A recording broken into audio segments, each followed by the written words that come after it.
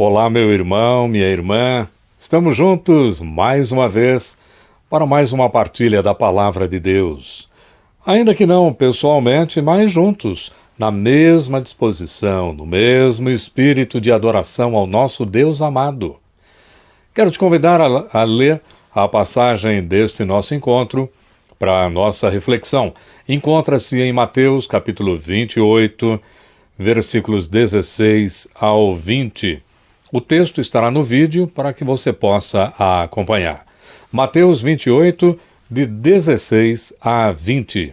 Seguiram os 11 discípulos para a Galiléia, para o monte que Jesus lhes designara. E quando o viram, o adoraram, mas alguns duvidaram. Jesus, aproximando-se, falou-lhes, dizendo: Toda a autoridade me foi dada no céu e na terra.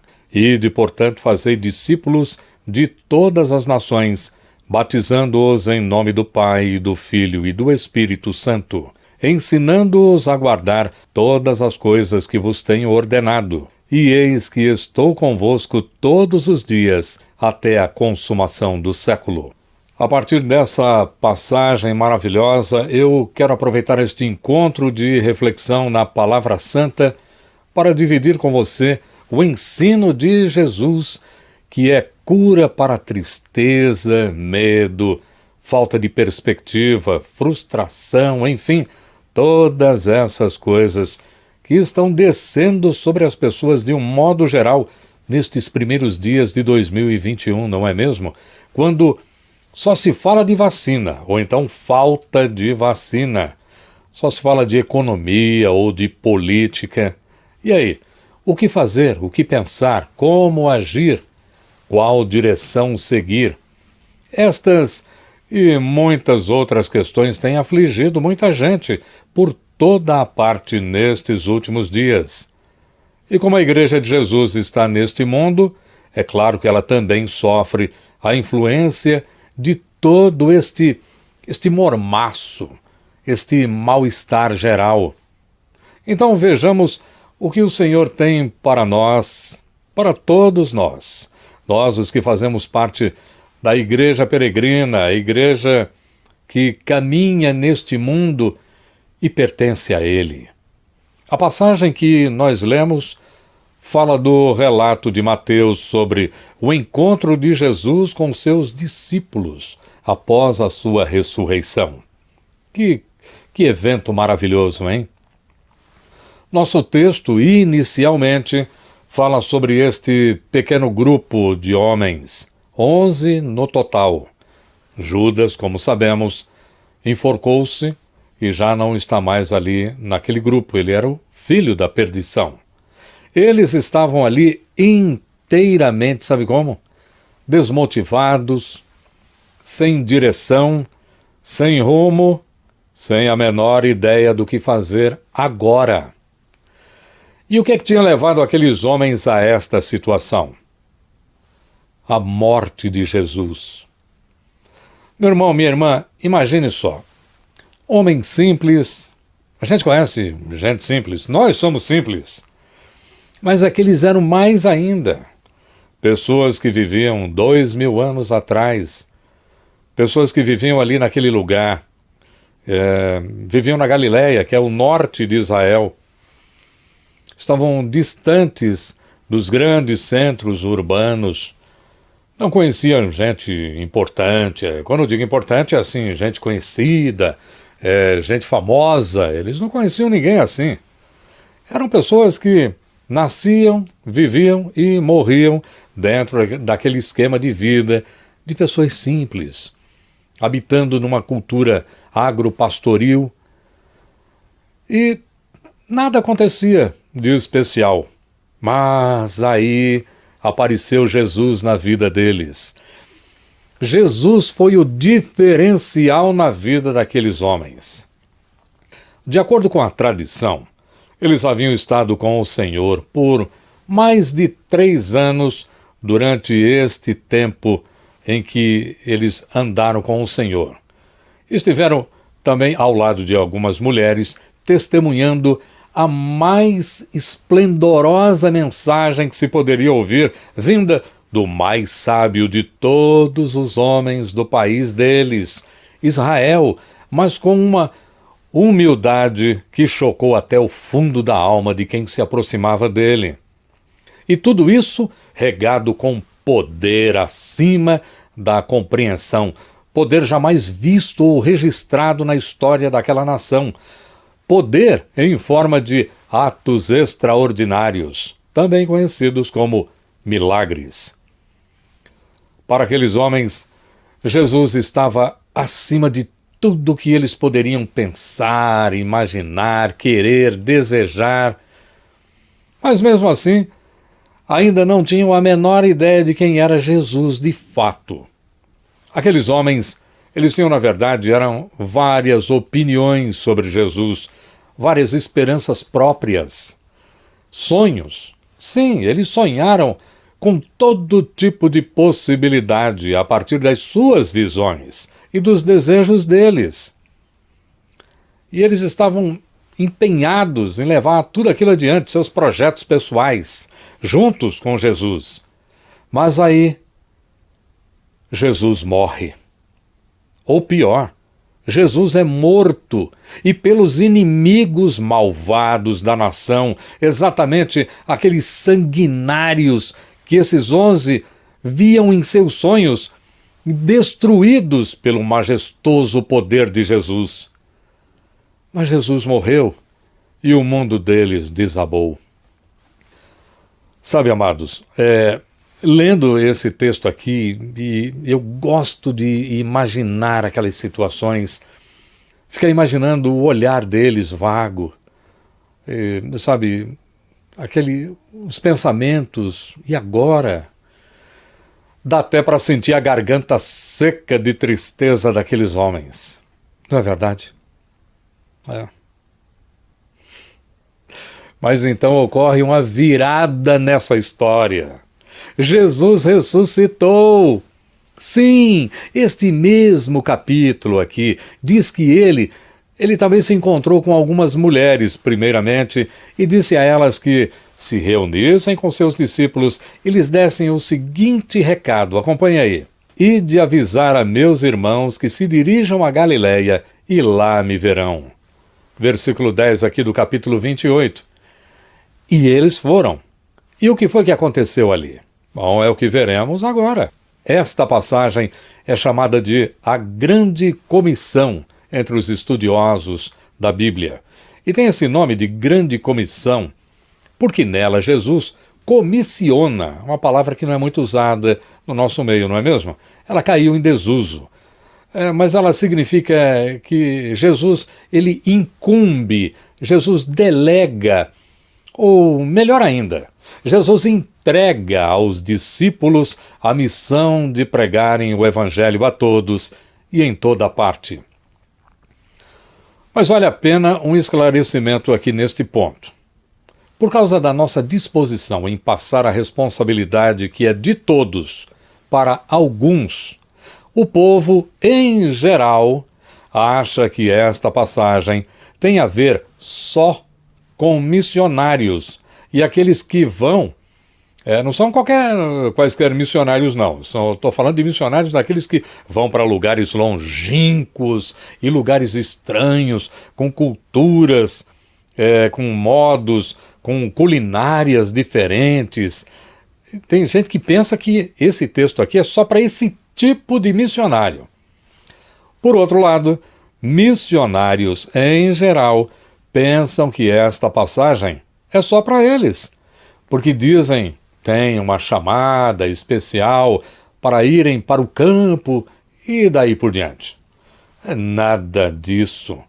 Esta passagem não é para atender nem justificar a atividade missionária, porque isso diminui em muito o ensino contido aqui e empobrece a mensagem inteira. O que temos neste trecho final do Evangelho de Mateus é uma segurança maravilhosa. Que segurança é essa? A segurança de que Jesus é o Emanuel. Jesus é o Deus conosco, que é o significado de Emanuel. Observe que Mateus, ele vem falando sobre isso aí desde o começo. Ele abre o seu evangelho, está lá no capítulo 1, versículo 23. 1:23, depois confira lá. Ele abre e agora fecha o seu evangelho afirmando isso. Mas esta convicção tem consequências. Você já parou para pensar que Jesus é Deus conosco? Olha, você pode até dizer assim, eu já aprendi que Jesus é Deus. E de fato, Jesus é divino. Jesus é Deus. Jesus é Deus que se tornou homem, que veio ao mundo em carne. Isso a gente aprende. Agora, uma coisa que... Vamos dar um passo adiante. Saber que Jesus é Deus é uma coisa. Agora, saber que Jesus é Deus conosco, aí as coisas mudam de foco. Amados, dizer que Jesus está conosco tem de ter efeitos permanentes na vida de qualquer pessoa. Eu não posso acreditar numa coisa dessa e ser do mesmo jeito. Bom, vamos seguir então aqui o roteiro desta palavra. É um roteiro maravilhoso, uma palavra abençoada. E nesse roteiro nós vamos ver quais são os efeitos da gente saber, de ser revelado a nós que Jesus é Deus conosco. A primeira consequência ou efeito da presença de Jesus é revelar os nossos corações. E é o que aconteceu ali, versículos 16 e 17. A presença de Jesus revela aqueles corações. Veja que Jesus chama seus discípulos para um certo monte. Está ali no versículo 16. Seguiram os 11 discípulos para Galiléia, para o monte que Jesus lhes designara. Olha, não é mencionado o nome do monte, mas é muito sugestivo que o Senhor tenha dito para eles se encontrarem em um monte. Por quê? Porque isso nos lembra Moisés. Quando Moisés se encontrou com quem?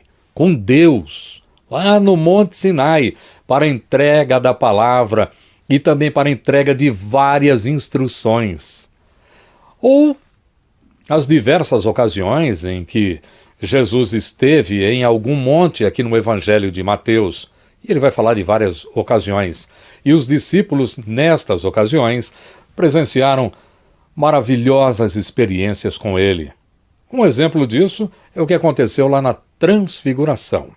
Jesus os chama para um monte, está lá no capítulo 17, versículo 1. 17:1 fala sobre a transfiguração e sobre a questão do monte. Isso é uma dica para falar sobre Jesus ser Deus. Mas, apesar de todo aquele relacionamento do Senhor com eles, a resposta dos discípulos ao virem o Senhor ressurreto ali diante deles foi o quê? Descrença. A palavra usada aqui é a mesma de quando Pedro vacilou em sua fé e começou a se afogar, quando Jesus, andando sobre as águas, chamou o discípulo. Nós vemos isso em Mateus 14:31. Leiamos. E prontamente Jesus, estendendo a mão, tomou-o e lhe disse: Homem de pequena fé, por que duvidaste? Esta é a palavra. A palavra tem mais a ver com desconfiança, com alguma coisa do tipo: mas não é possível, eu estou andando sobre as águas. Ou então: mas não é possível, eu o vi morrer. E como é que ele está aqui diante de mim? Essa dúvida é o mesmo que hesitar. Essa palavra significa balançar de um lado para outro, ou seja, vacilar. E no caso aqui da passagem seria: e aí, será que eu devo adorá-lo ou não? Então nós estamos diante da famosa incerteza. Eles não tinham certeza se deveriam adorar Jesus ou não. A presença de Jesus revela essa dúvida, essa falta de certeza, de firmeza, quando nossas crenças pessoais, a nossa lógica, o nosso conhecimento é desafiado pelas circunstâncias desfavoráveis. Então quer dizer que quando tudo estava bem, eles diziam crer em Jesus. Mas diante da ação do mal, eles se esqueceram até de Jesus. E por que eu digo isso? Porque, vejam só, eles duvidaram até dos próprios olhos. E lembre-se que Jesus disse para eles o quê? Por meio das mulheres. Para irem para a Galiléia para vê-lo. Pois eles viram e não creram. A segunda consequência ou efeito da presença de Jesus é revelar o seu poder. Como nós estamos vendo aqui no versículo 18. Jesus, aproximando-se, falou-lhes, dizendo: toda autoridade me foi dada no céu e na terra. A palavra aqui traduzida na nossa versão como autoridade, esta palavra pode ser traduzida também como poder. Por isso nós usaremos aqui na nossa reflexão poder e autoridade. Assim, um ou outro, porque eles substituem um ao outro, significam a mesma coisa nesse contexto aqui. Este versículo nos ensina aqui, o versículo 18, que Jesus ele não precisou subir até o céu e sentar-se no lugar de honra para receber poder, porque ele já exercia toda a autoridade que lhe é devida antes disso. A gente sabe que Jesus andou ainda aqui na terra 40 dias depois da sua morte. Ele morreu, ressuscitou e ficou 40 dias por aqui. Nesse período, ele já possuía todo o poder, toda a autoridade. Jesus não precisou voltar para o céu para receber isso. E aqui é dito o que toda a autoridade me foi dada. Está no passado. Não significa eu ainda vou receber toda a autoridade. Ou seja, Jesus não ficou esperando nada acontecer, porque ele já havia recebido tudo. Aqui no Evangelho de Mateus, nós aprendemos que Jesus tem autoridade para muitas coisas. Por exemplo, Jesus ele tem autoridade para perdoar pecados e salvar seu povo. Isso fica muito claro já no comecinho aqui do Evangelho, capítulo 1, versículo 21, está escrito: ela dará à luz um filho e lhe porás o nome de Jesus, porque ele salvará o seu povo dos pecados deles. Esta passagem fala de José. José, ele acaba, durante um sonho, ouvindo de um anjo sobre Maria o que iria acontecer, coisa que acabamos de ler agora. Então, Jesus também demonstra sua autoridade por todas as suas palavras e ações. Não é verdade? Tudo aquilo que ele falou, e ele falava como ninguém, as pessoas ouviam e diziam, ele fala como quem tem autoridade. E as suas ações também, os seus milagres, os seus sinais, tudo aquilo tinha a ver com o poder que Jesus possui. Mas agora, na ressurreição, na exaltação de Jesus, aquela glória que os discípulos viram lá na transfiguração, sabe, aquela majestade, aquele brilho, aquela coisa maravilhosa, aquilo que aconteceu ali na transfiguração, e foi só naquela ocasião, agora passou a ser o modo permanente de vida de Jesus. E que vida é essa? O Filho do Homem exaltado. E aqueles primeiros discípulos testemunharam o Senhor declarar a sua autoridade, o seu poder sobre todas as coisas, quando estiveram ali, na presença de Jesus. A terceira consequência, ou efeito da presença de Jesus, é falar a todos dessa presença. É o que vemos ali nos versículos 19 e a primeira parte do versículo 20. Veja, Jesus, ele já havia entregue a seus discípulos a missão de anunciarem o reino de Deus em Israel. Quando foi que isso aconteceu? Cedo, no ministério dele, ele entrega ali para os discípulos isso. Isso está no capítulo 10, versículos 5 e 6. Acompanhe a leitura. A estes 12 enviou Jesus, dando-lhes as seguintes instruções: não tomeis rumo aos gentios, nem entreis em cidade de samaritanos, mas de preferência procurai as ovelhas perdidas da casa de Israel. Voltando aqui para o capítulo 28. Mas agora Jesus envia seus discípulos a todas as nações, Ali na passagem que nós lemos, eles foram enviados só a Israel, mas agora a todos, em todos os lugares. E por que Jesus pode fazer isso? Essa é uma pergunta meio estranha, né? Não, ela não é. Tem gente que diz assim, mas por que Jesus quer fazer isso? Essa já foi respondida. A questão é por que Jesus pode fazer isso? Ele pode enviar os seus discípulos a todo mundo porque Jesus tem poder para isso. Este entendimento vem da palavra portanto, que está aqui no versículo 19. Acompanhe ali a leitura. Ide, portanto, fazei discípulos de todas as nações. Portanto? Mas portanto é tão importante assim? É importante. Portanto, é uma palavra que significa por causa disso. Por causa disso o quê? Por causa do que foi dito ali no versículo 18. Que ele tem todo o poder ou toda a autoridade. Então, por causa de Jesus possuir todo o poder dado a ele pelo Pai, Jesus pode enviar seus discípulos por todo o mundo para que eles façam mais discípulos. Pare para pensar. Em todas as áreas da vida, o sonho de um discípulo qual é? Hein? Não é querer superar o seu mestre, deixar de ser discípulo e até ser reconhecido pelo seu mestre como melhor do que ele? Ah, é sim. Mas com Jesus é diferente. Ele envia discípulos para fazerem discípulos dele. Por quê? Porque os discípulos de Jesus serão discípulos que nunca deixarão de ser discípulos. Nunca superarão Jesus. Porque só Ele tem todo o poder ou toda a autoridade dada pelo Pai Eterno.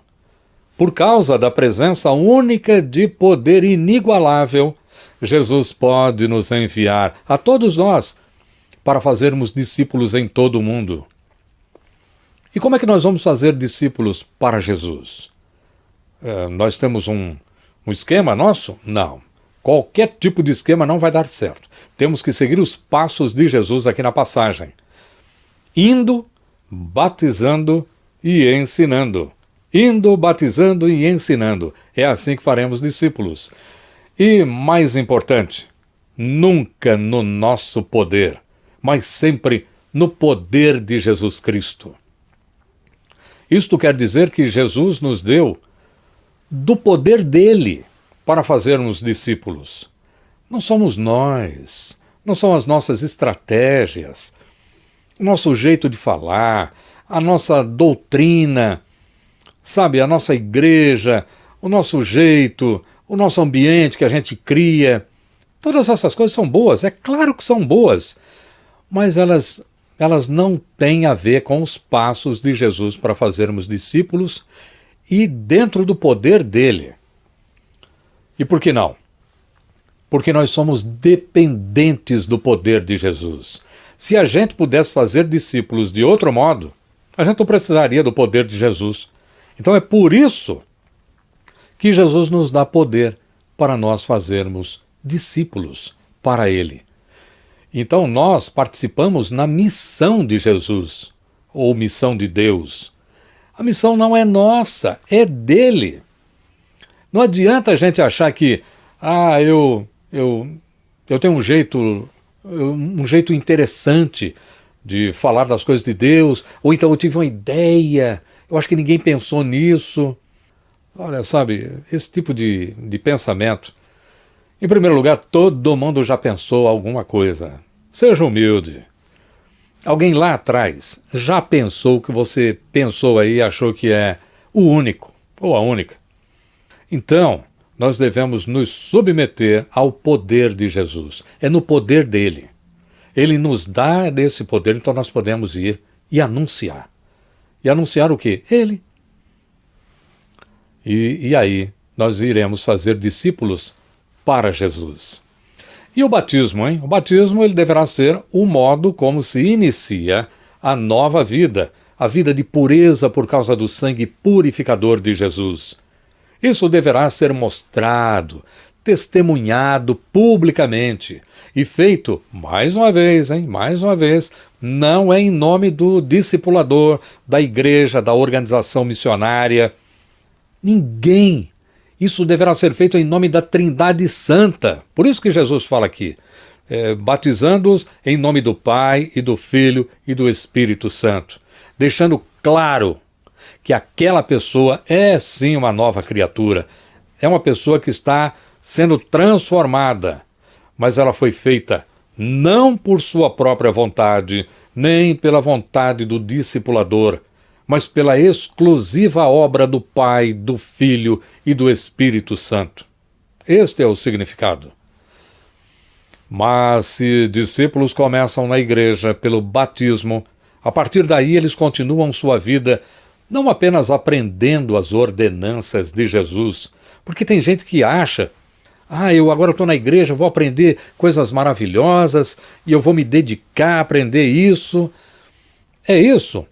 É isso mesmo. Na igreja a gente aprende coisas maravilhosas, ensinos extraordinários, coisas que são do alto, coisas de Deus. É isso mesmo. Mas não é só isso. Porque o discípulo, quando ele vai fazer discípulos, ele deve ensinar aqueles que estão sendo discípulos não apenas as ordenanças de Jesus, a vida de Jesus, o que ele quer, o que ele não quer. Como o texto está nos dizendo aqui, nós devemos ensinar a obedecer todas essas ordenanças. Esse é o foco do ensino.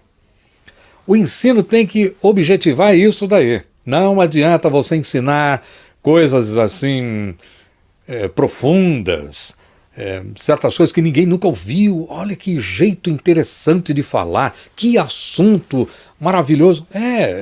Isso é interessante. Mas se você não ensinar a quem você está discipulando que ele ou ela deve obedecer aquilo que Jesus está mandando, então o ensino não valeu para nada. Porque tem muita gente que conhece aquilo que Jesus já falou. Jesus é Deus. E tem muita gente que conhece. E tem muita gente que não tem nada a ver com Jesus.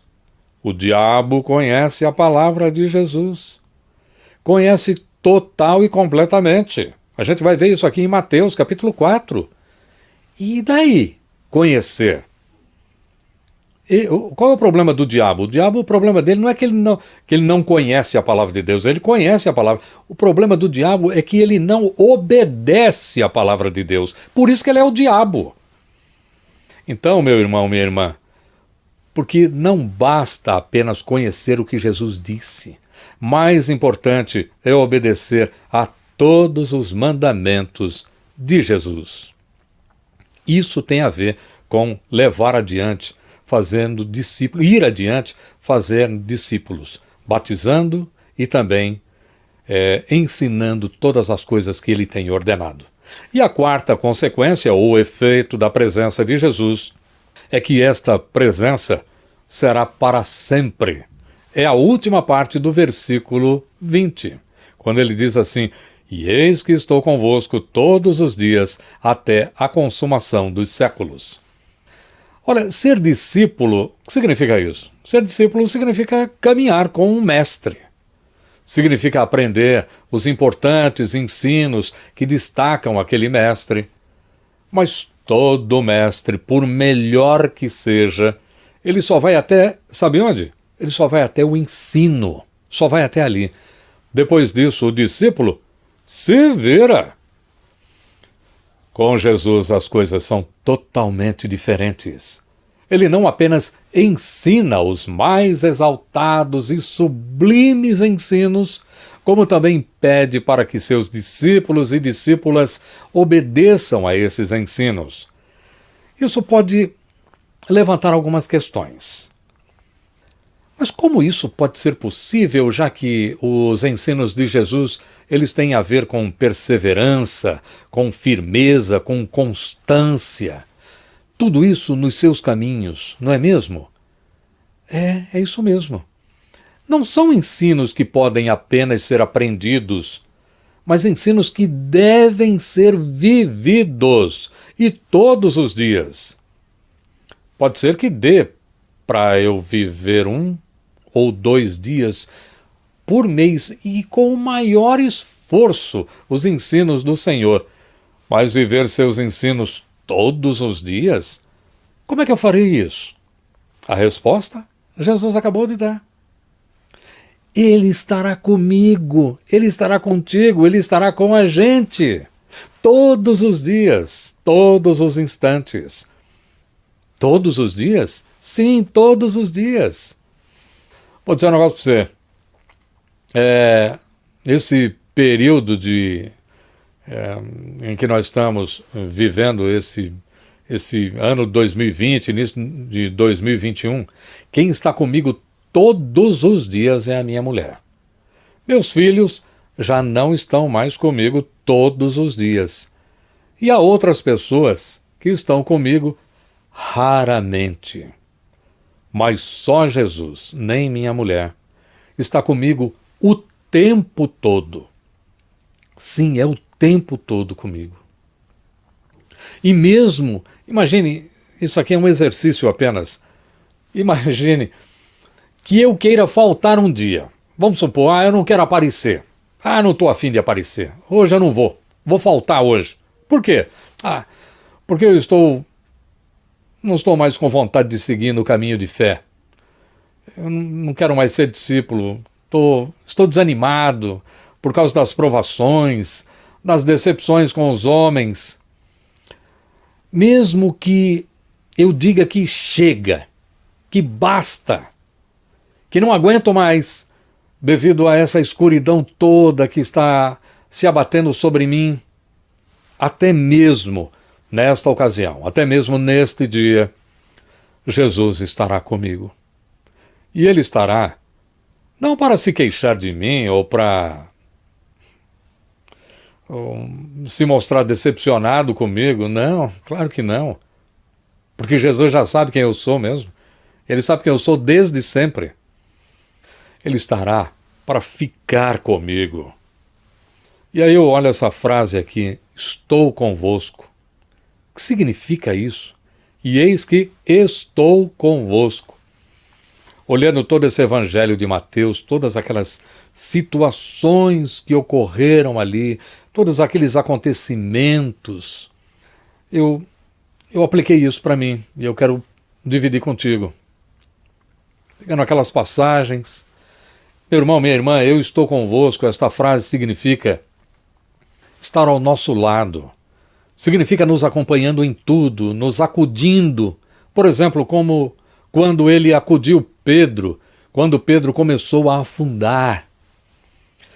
Estou convosco significa me dar alegria, como ele fez com aquela viúva de Naim, quando entregou o filho ressuscitado para ela.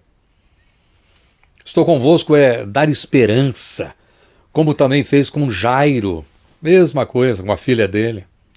Estou convosco significa nos amparar por causa da nossa incredulidade, assim como ele fez lá com o pai do rapaz endemoniado, que pediu para, eu acredito, mas me dá fé.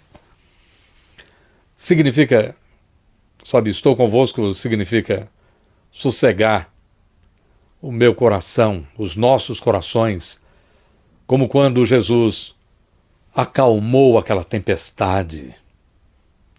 Estou convosco significa converter situações, mudar totalmente situações, transformar tudo, como quando ele transformou água em vinho. Estou convosco significa nos dar luz em meio aos impedimentos que nos sufocam, como quando curou aquele cego de Jericó. Ou então, e para mim já é o suficiente, me consolar, nos consolar na hora da dor maior, como ele fez ao falar às irmãs de Lázaro. Enfim, estou convosco significa que Deus está com a gente. Jesus é Deus. Ele é tão divino quanto o Pai e o Espírito Santo. Porque só Deus pode estar conosco todos os dias, o tempo todo, até o fim dos tempos. Essa é a mensagem. Amados, isso muda tudo. Se Deus está com a gente e Ele disse que estaria, então eu nem preciso mais, como aqueles discípulos lá no caminho de Emaús, lembram-se? Jesus ressuscitou, Lucas é que vai narrar isso, e aqueles dois estavam andando, e aí Jesus se aproximou deles, e aí eles foram conversando, e dado momento, os dois olham para Jesus e diz: fica conosco. Aliás, aqueles discípulos só disseram isso antes de reconhecerem Jesus. Porque quem reconhece Jesus em sua vida, não ora, fica conosco. Porque ele já prometeu que ficaria. E Deus sempre cumpre suas promessas. E isso também tem tudo a ver com a esperança cristã, porque a esperança cristã está ligada a promessas de Deus. E esta esperança, a esperança cristã, ela nunca falha.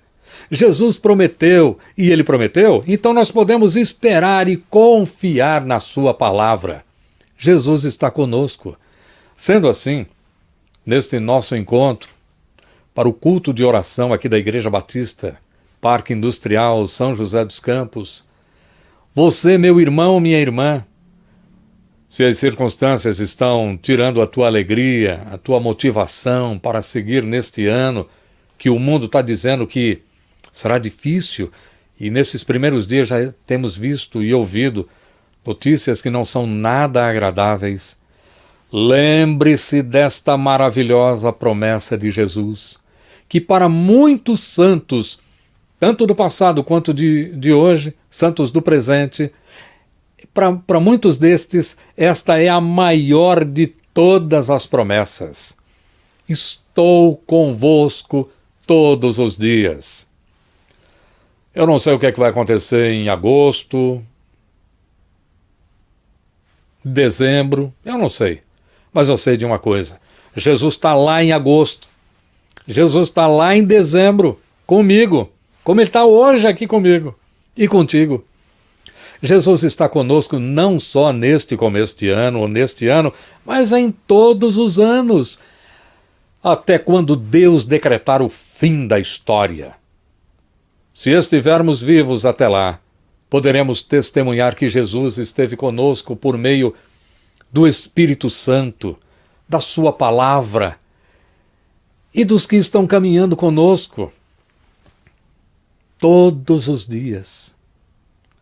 Reconheçamos, ser discípulo de Jesus é uma tarefa muito grande e às vezes até assusta, em especial quando vemos que devemos também fazer discípulos para Ele. Bom, se a tarefa é grande, os recursos para executar esta tarefa são extraordinários. E que recursos são esses? Bom, o primeiro é o poder e o segundo é a presença de Jesus ao nosso lado. Daqui a pouco estaremos orando e quando fizermos isso, não nos esqueçamos de agradecer a Jesus pela sua presença conosco. Lembre-se, não precisamos pedir para Ele ficar com a gente, porque o próprio Jesus nos garantiu que está conosco. Ele não disse, eu estarei com vocês. Não, estou, é agora. Esta é a palavra para hoje e para os próximos dias. A todos nós. E quais dias? Todos. Onde Jesus está agora, hein, meu irmão? Minha irmã, onde Jesus está agora? Parece pergunta de criança, né? Ele está conosco, é onde Ele está. Jesus está conosco, caminhando com a gente em janeiro e em todos os outros meses deste ano. Todos os dias, o tempo todo. Na jornada desta vida, Jesus é o nosso grande companheiro, nosso Deus, ou como Ele mesmo disse às mulheres aqui no início dessa nossa reflexão, quando nós lemos, ali quando ele ressuscitou, Jesus diz que ele é nosso irmão. Sabe o que isso significa? Que Jesus está sempre presente com a gente, porque nós somos da família dele. E que você desfrute da presença de Jesus. Amém.